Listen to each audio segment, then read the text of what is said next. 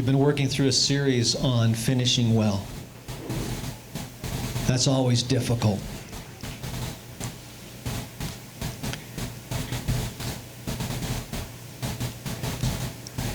Tonight I want to talk about taking care of loose ends, taking care of unfinished business. And that's not an easy topic either. There's an idea with finishing well, and you could take it from a sports analogy, and you could take it from a military analogy, you could take it from life, age.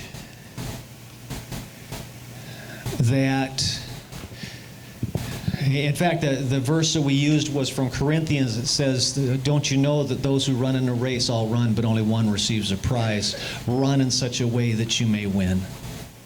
Therefore, I run in such a way that's not aimlessly, and I box in such a way as not just beating the air, but I make a slave of my body, lest I would be preaching to others and I myself should get disqualified in the process." Finishing well requires determination, and it requires sort of the eyes on the prize. Last week we talked about that prize being in heaven and all of the things associated with that. It's an idea, it's understanding that the things of this life need to be held loosely. And there's a beautiful picture of that in the Olympics. A gal by the name of Maria Andrzejczyk, a Polish javelin thrower who had overcome bone cancer and muscle injuries in order to compete, and won the silver medal. She won the silver medal, and you might think it's about overcoming, but she won the silver medal and then she put it up for auction. Because in her home country of Poland, there was an infant that had a heart defect that needed to come to the United States for treatment, and they didn't have enough money. So she auctioned off her silver medal, something of this world, so she could help a life. Folks, that's finishing well. That's having your perspective so right that you can identify the difference between a beautiful medal that you can hang on the wall and the life of an infant that has unlimited potential.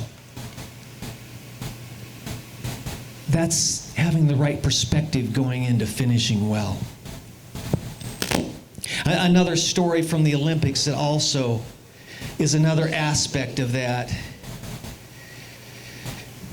was the karate match between Saudi Arabia and Tarek Hamedi and Iran's Sajjad Gangzadeh.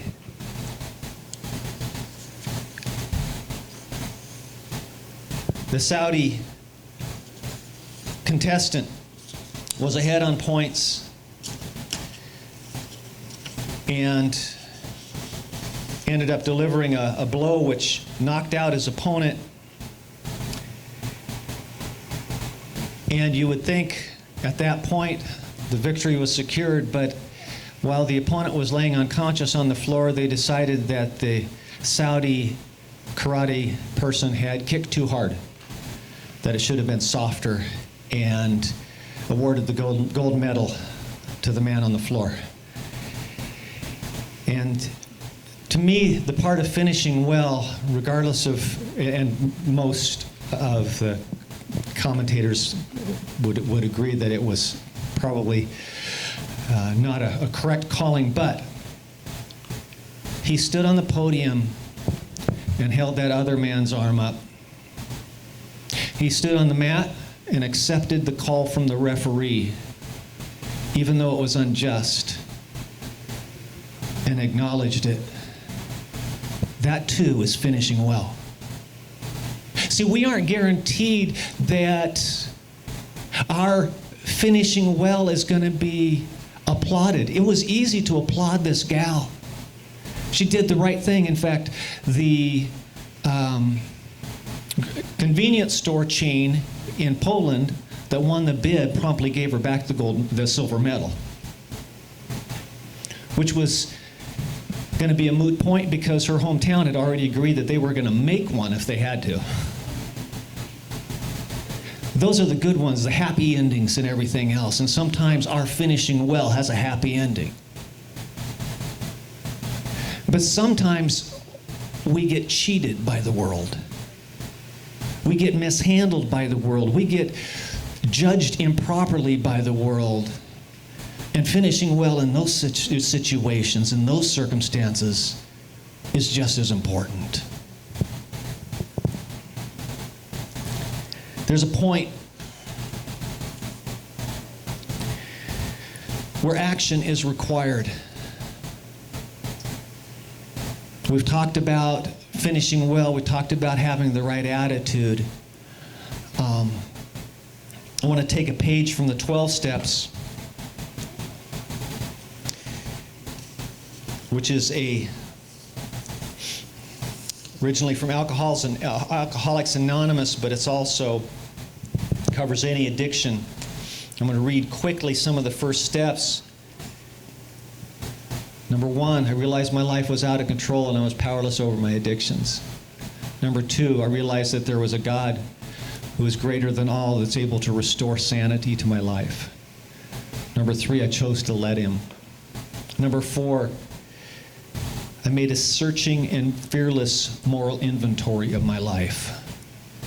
Number 5, I admitted to God, to myself, and to others the exact nature of my wrongs. Number 6, I was entirely ready to have God remove all these defects from my character. Number 7, I humbly asked him to remove my shortcomings. Number 8, where the rubber meets the road.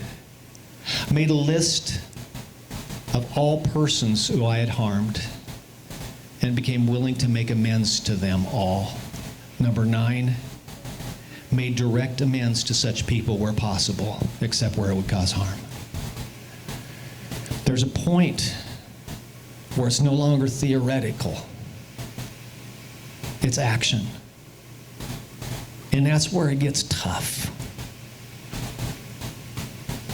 That's where taking care of unfinished business is tough. It's great when things are theoretical. Not so easy when we have to get involved in it. Our lives are full. From closets overflowing with clothes and stuff that needs to be sorted, to basements and garages filled with the unfinished projects or discarded resolutions of our lives, to the hidden lists of those we can't talk to because they did us wrong. We are a people of unfinished business. We pretend it's not there, or maybe proclaim it is there as if we have a good plan to deal with it. But in reality, those closets get fuller, the basements and garages get more cluttered, and the lists of the offended or offensive in our lives just gets longer. So where does the Bible stand on unfinished business? I want to go to Romans 13:8. It says, "Owe no one anything except to love one another, for he who loves another has fulfilled the law." Don't owe anyone anything. That's a pretty general term, and if we were talking about physical things, that would be things like that borrowed rake is no big deal.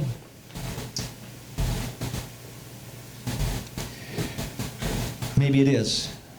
That promise to help fix the roof, that was months ago. You know, this one really hits home for me.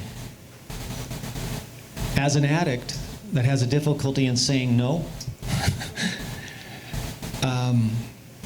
it's easy to say yes and then not be able to follow through. It's easy to owe someone something because I said I could do it. I said it would. It's a little bit different than the vows. We'll cover those in a minute, but don't owe anyone anything. How many things do we push to the back of our mind, sort of hoping that time and memory will get us off the hook, when in fact we know we owe someone something? Part of unfinished business are dealing with those things we owe someone.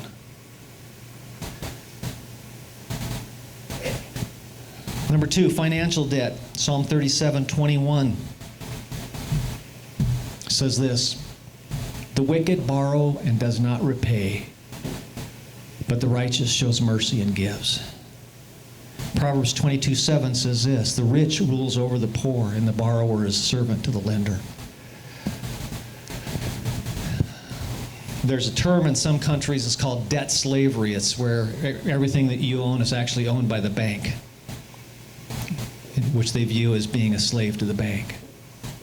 The Bible would not have us be in servitude to anybody. Financial debt, 20 or 200, 2,000 or 20,000, debt is debt. Can I borrow 20 till payday? You know I'm good for it. I'll get it back to you. It's a great way to end a friendship or a working relationship. If it turns out that you aren't good for that, it's a big deal, especially if you're a Christian, because your testimony's on the line. You're intended to be a light to that person at work, not a negative example.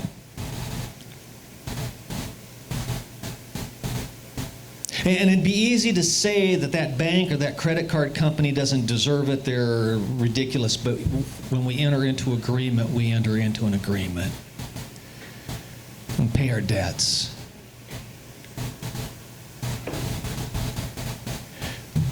Number 3, Mark chapter 11, verses 25 through 26. Forgive.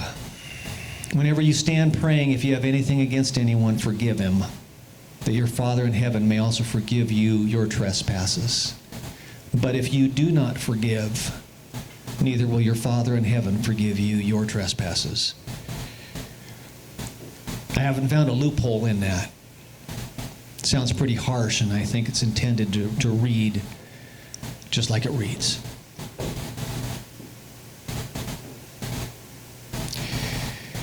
God doesn't mince words here, and he shouldn't.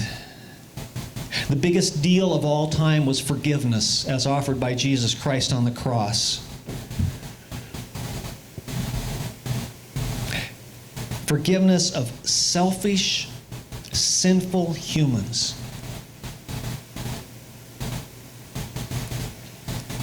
Don't you think us hanging on to a 20-year-old grudge because someone said something is a big deal to God when he sent his son to the cross to die for us, for all of the garbage in our closets, for all of our sins? And we can't forgive somebody something petty?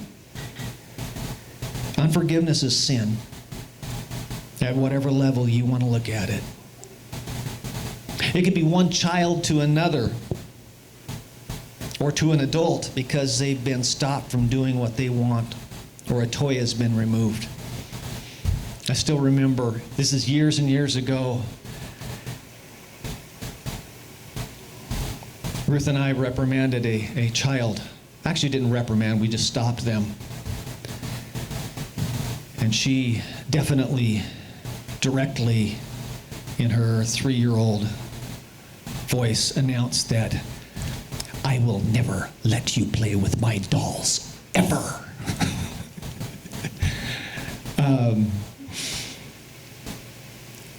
Things happen, and we want to hold on to that. It can be a child to another child, a child to an adult.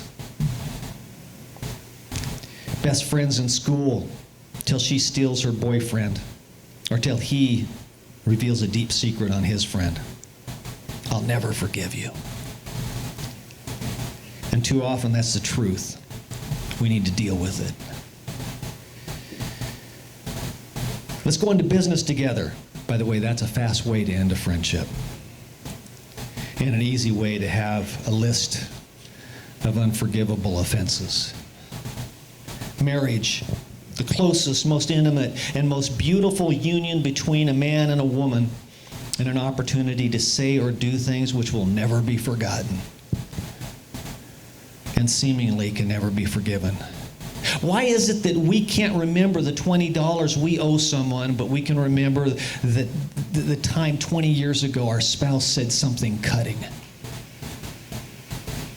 Or that time 10 years ago when our friend said this, or another person said that. Or they didn't give me what I wanted.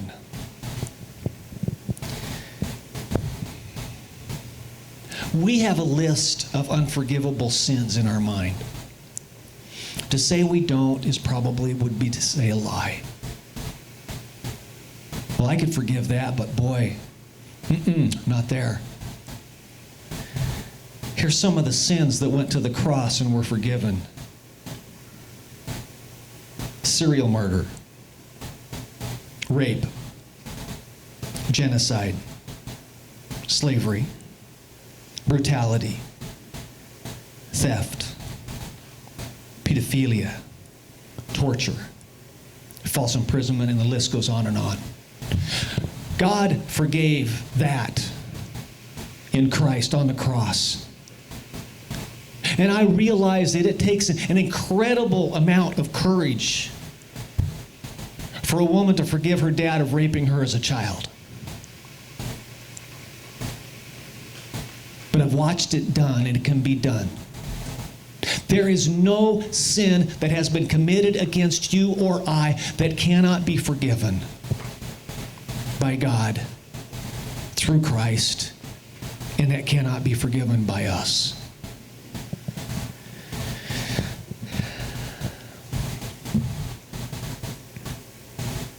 And there's something else to that on unforgiveness, and I'm staying a little longer here because this is a huge issue.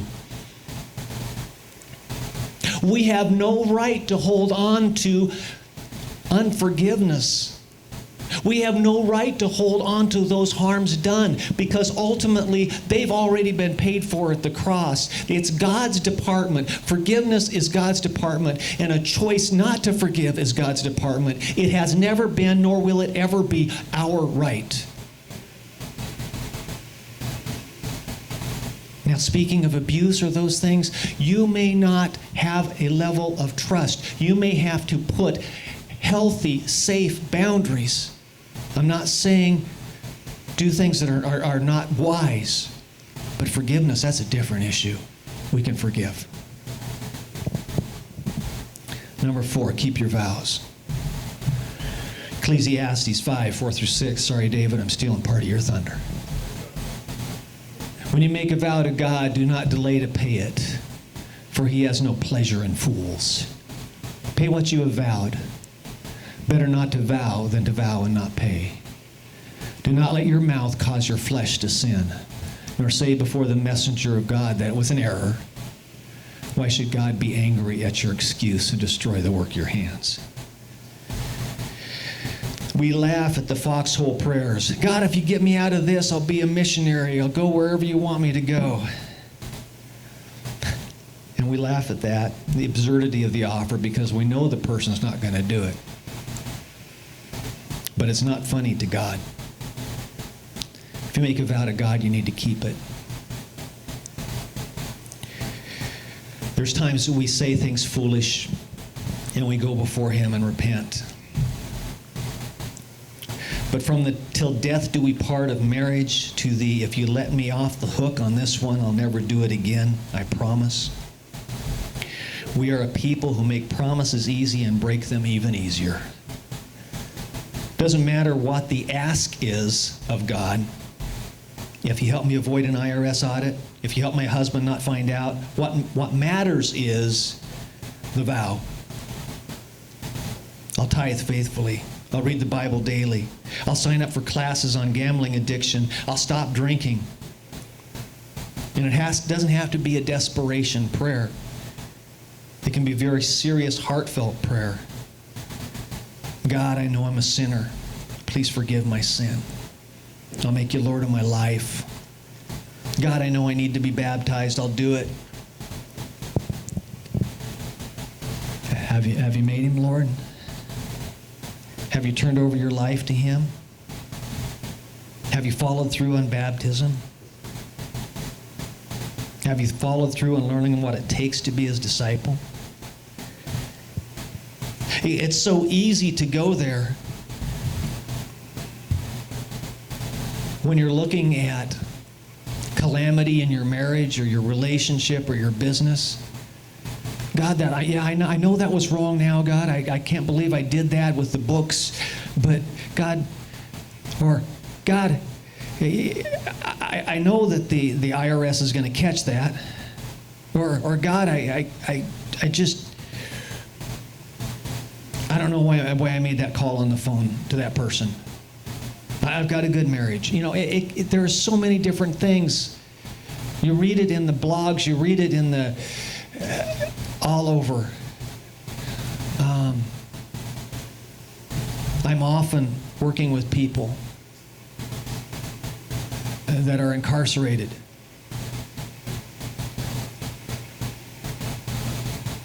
They were just 15 seconds too late. Or they just didn't know the name of the police officer. So many times.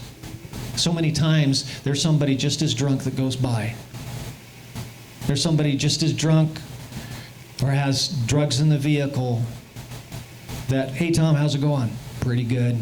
You need to just calm it down, go home. That's often the decision between those that are behind bars and those that are not. And I know that so many of the times those people are out there just giving a desperation Hail Mary to God. But is it followed through on? Are we promise keepers? Have we followed through on the things that we've told God that we'll do? Because it's a big deal to him. We need to do that. There's a reason that step 9 of the 12 steps says, make direct amends to such people where possible. Because sometimes it's not possible to ask for forgiveness. It's too late. Correction. That person's not here anymore. You may need to write a letter that will never get sent.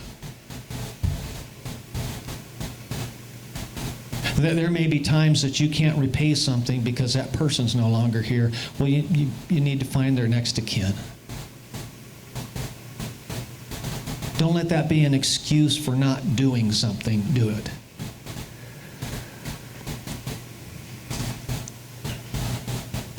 Somehow, some way. There was a lady in New York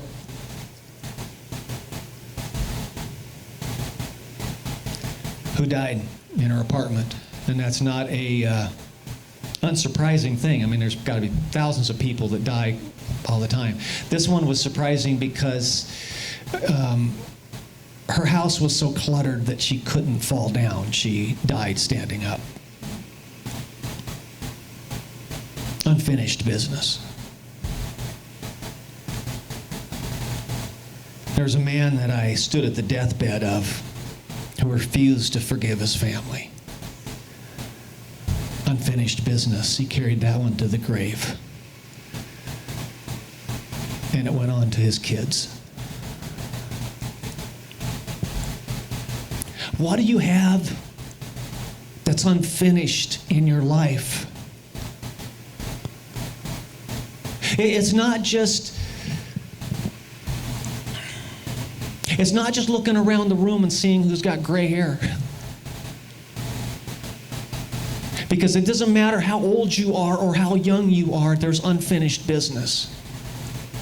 The longer you hold on to those grudges, the longer you hold on to those bits of unforgiveness, they grow strong.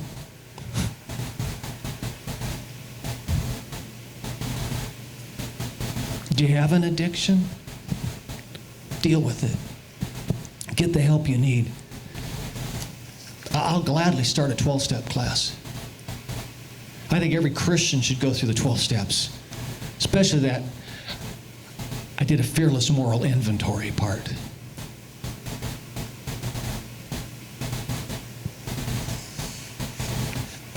Guys, we take the baggage of who we are into everything that we do from this point forward. If that's another relationship, if that's another career, if that's another church, we still take all of us there. And if there's unfinished business, we need to deal with that. That's the only way we'll get free of it.